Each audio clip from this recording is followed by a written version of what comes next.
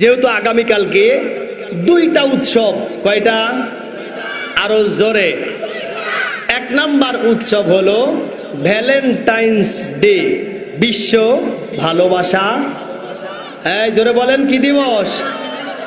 যুবক ভাই যারা আছে এরা মনে মনে চিন্তা করতেছে, ওয়াজ মাহফিলে এসেই মনে হয় ভুল করলাম, না আসলে এই তথ্যগুলো জানা যাইতো না আমার ভাইরা।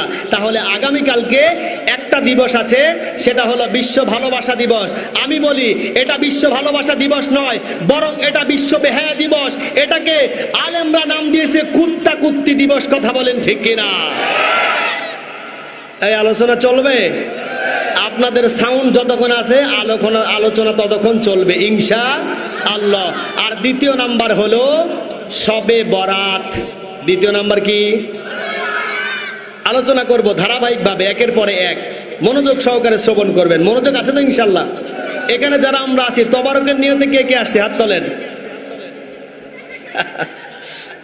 চাচা একজন, যাক তাও একজন তো আসছে না। আমার চাচা আবেগে হাত তুলছে, ঠিক কিনা বলেন? লিল্লাহে তাকবীর, নারায়ে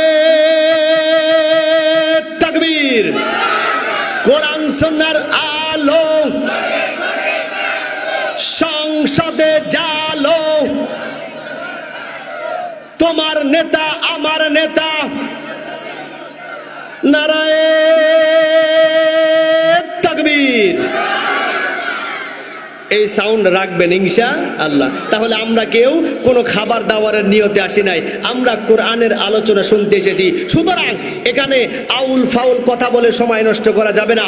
এখান থেকে এমন কিছু শিক্ষা আপনাদেরকে নিয়ে যেতে হবে যেটা বক্তা শ্রোতা উভয়ের জন্য, দুনিয়া এবং আখিরাতে যেন কল্যাণকর হয়। কথা বলেন ঠিক কিনা?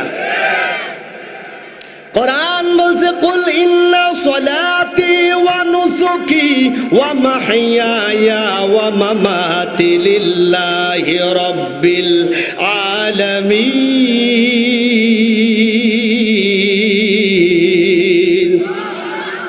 আমার নামাজ, আমার রোজা, আমার হজ, আমার কুরবানি, আমার যাকাত, আমার রাজনীতি কার জন্য?